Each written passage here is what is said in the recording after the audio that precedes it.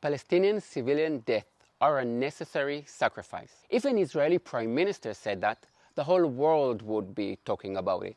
It would be proof that Israel has planned a genocide against the Palestinians. It would come up in every discussion for years. But when Yahya Sinwar, the leader of the Palestinians in Gaza, says it, all quiet on the Western Front and the Arab Muslim Front. Now, Sinwar's statement is very interesting for a number of reasons. And as you will see, it was not a slip of the tongue. Let's unpack it and see how it resonates with Hamas and the Palestinians. The first thing to notice is how silent the pro-Palestinians in the West are. Now, I'm not surprised. Pro-Palestinians won't say anything if they can't lay the blame at Israel's door. But I've mentioned that so many times before. Let's dig into the real interesting aspects here. First, not only are the pro-Palestinians quiet, but the Palestinians themselves are also quiet. Can you imagine your leader saying that civilian death in your country are a necessary sacrifice, and it just passes without protest? And the crazy reason that his words didn't meet with opposition is that the Palestinians agree with it. They agree with it and they use it. Let me explain. To be able to understand this, you are going to need to make a big effort, because it will contradict everything that you, as a Westerner, believe in. I do understand it because I don't want to brag, but I have special powers. I can listen to the other side. I can listen to other people.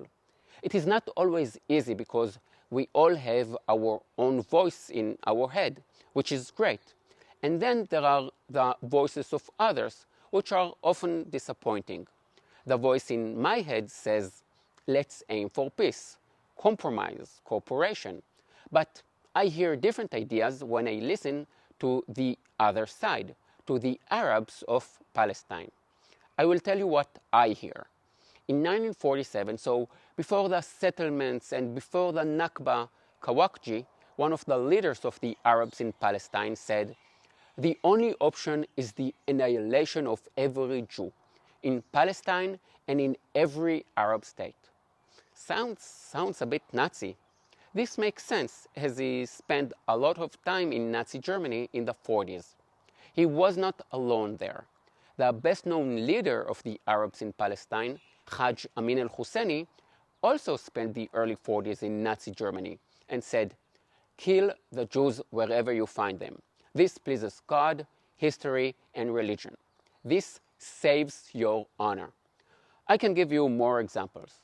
Hassan el-Banna, the founder of the Muslim Brotherhood, said that they would drive all the Jews to the sea. He is the spiritual father of Hamas and talked about his love of death and jihad. The Secretary General of the Arab League at the time, Abdul Rahman Azam, said that this would be a war of extermination and momentous massacre. See if you can find one Arab leader talking about achieving peace with the Jews. But it is not only a few quotes. Actions speak louder than words. How many Arabs were there in the Jewish state in 1949? 160,000. And how many Jews were there in the territories held by the Arabs? 0. Nada, gar nichts. Not a single Jew was left alive. But let's put the Jews aside for a second. Let's see what the Arabs do to each other. Look at how people behave to one another in their homes, and you will understand how they will behave outside once they are comfortable enough. The Jews in Israel are divided into many groups. There is a saying, 2 Jews, 3 opinions. Only on very rare occasions have these different opinions escalated into violence. In fact, I can name all the times when Jews killed other Jews for political reasons over the last 100 years. Dehan, Tubiansky, maybe Arlozorov, Altalena, Emil Grünzweig, and Yitzhak Rabin.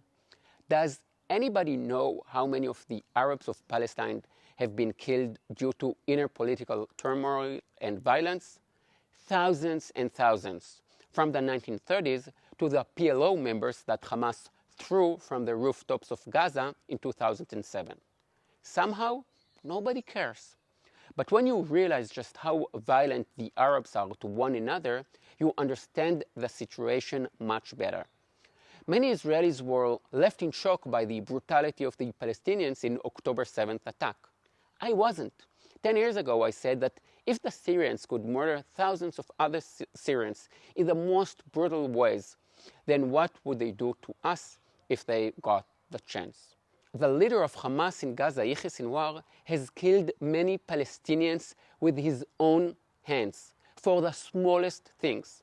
And the Palestinians accept that. But don't take my word for it. I'm just a Zionist. Let's see what Hamas says about itself.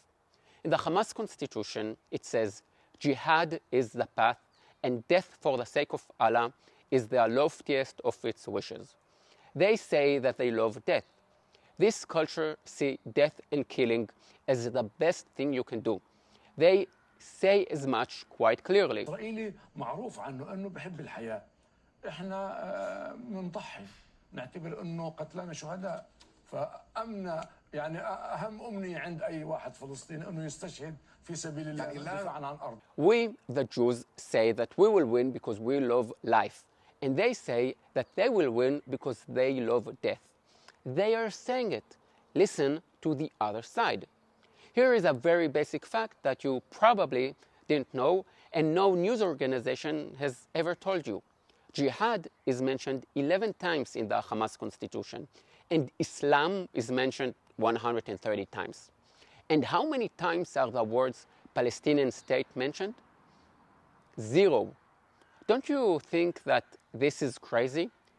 Go and read the Hamas constitution yourself. All these people who are talking about a Palestinian state, what are you talking about? Hamas wants a Muslim caliphate, not a Palestinian state. Listen to them, not to the voice in your head. Listen to the other side. The Hamas constitution is what they live by. Listen to these mothers on Palestinian TV. عند الأطفال منذ الطفولة حب الجهاد وحب لقاء الله وحب مقارعة الأعداء كل هذا منذ الطفولة. كل صلاة بدعي كل صلاة إن أنا وأبوك وأخواتك بنات وأولاد كلكم تكونوا شهداء في سبيل الله. لما تجينا المنية نكون كلنا شهداء في سبيل الله. ماذا ينجبون أعدادا كبيرة من البنات والبنين؟ يعني كان الرد جميل. الرد جميل. نحن ننجب هؤلاء بكثرة لندفعهم حتى للموت. Can you imagine a mother in France or Wisconsin or Australia or Israel saying that she wants her sons to die? Below, I will leave a link to a video with dozens of clips from Palestinian TV. I find it insane that the Western media totally ignores the things I'm talking about. And it is all out there, the Hamas Constitution, Palestinian TV. Those are not secret documents. And look at what they teach their children. شو حابب تصير لما تكبر يا محمد؟ ليش بدك تصير مهندس؟ عشان أفجر اليهود.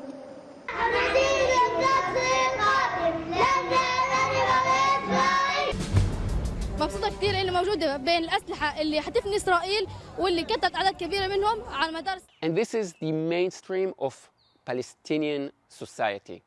Now you might have a better idea why it is that when the Palestinian leader says that Palestinian deaths are a necessary sacrifice, the civilians don't protest because they agree with it.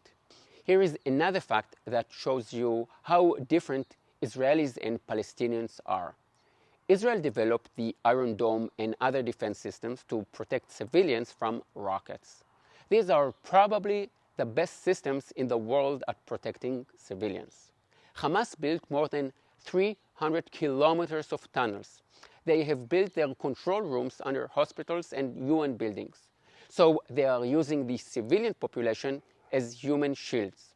They could fit a very large part of the population of Gaza into the tunnels, but civilians don't enter, and no one says a word.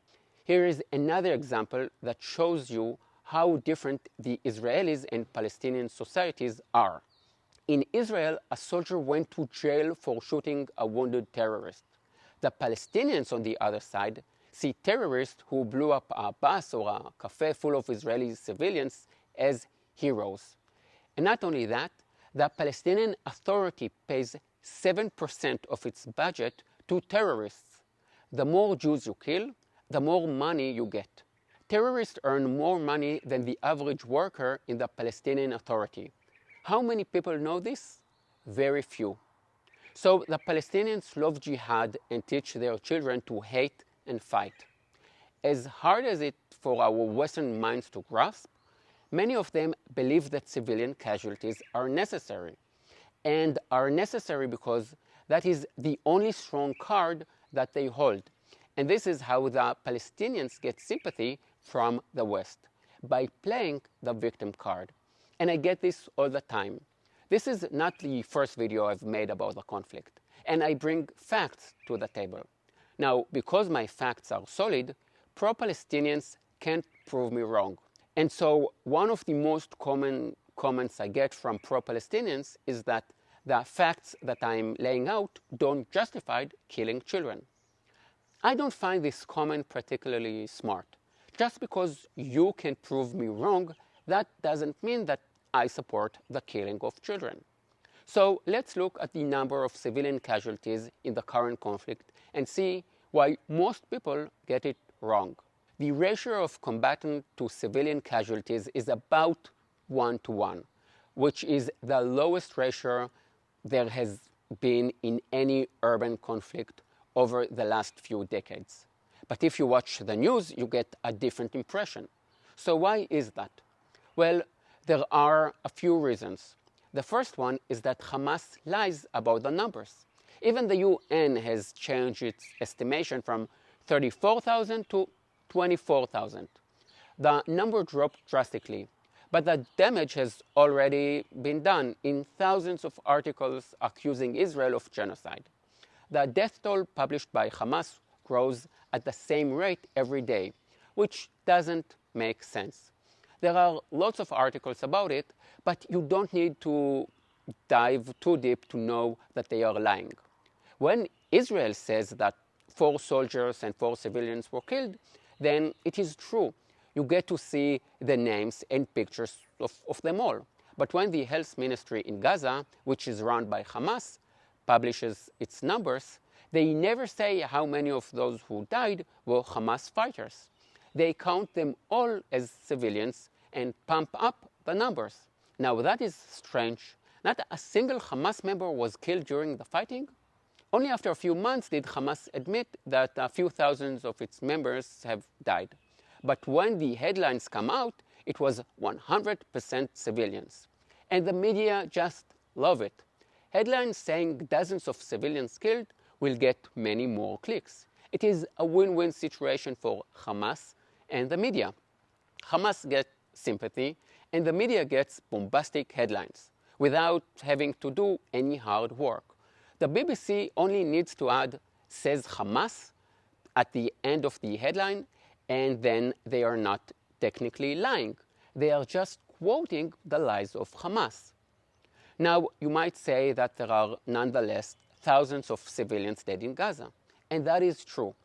If Hamas fighters wear civilian clothes, although they have uniforms, and if they shoot from hospitals and schools, and if they don't protect their own civilians and don't allow them to enter the 300 kilometers of tunnels, then they are bound to be civilian casualties.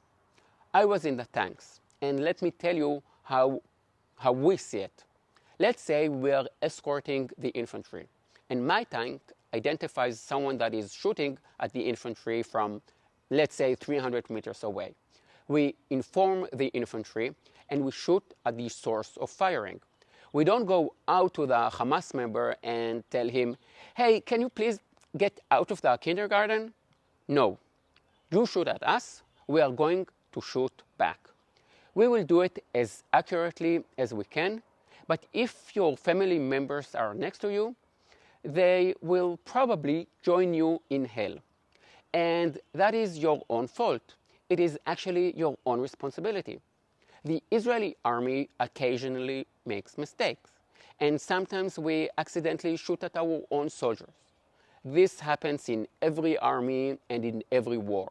But most of the Palestinian civilian deaths are caused by Hamas shooting from positions close to civilians. And as their leader said, Palestinian deaths are necessary. I said that one of the most important things we can do in order to understand this conflict is to listen to the other side. Another important factor is not to patronize the other side.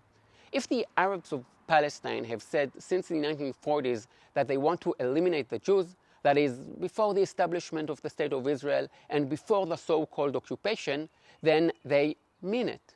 If they have killed thousands of other Palestinians because of differences of opinion, then this is part of their culture and not the fault of European colonialism. If Islam is mentioned 130 times in the Hamas constitution and the Palestinian state is mentioned 0 times, then they mean that they are not interested in a state but in a Muslim caliphate. If they kill gays, then it is not because of Israel, it is because of their radical Muslim views. If they invest billions of dollars in rockets and terror tunnels and not in education, then it is because fighting and death are what they consider to be most important. And if they say that Palestinian deaths are necessary, then they mean it. To us Westerners, it is hard to understand because we value life, but they value jihad. In my next video, I will be responding to Geo History's video about the Israeli-Palestinian conflict. He got about 45% of it right. It is definitely going to be interesting, so be sure to subscribe and follow for more. If you already follow me, you will probably have noticed that I'm making fewer travel videos and more videos about the conflict. I will continue making them because I think that right now, understanding the conflict is more important than videos about tips for Tel Aviv. I won't be printing any more of my tour guide booklets about Jerusalem, Masada, and Tel Aviv. So if you want to get a copy and support my work, please do so now. The link will be below. I want to thank all my supporters. You keep me going. See you next week. Yalla bye.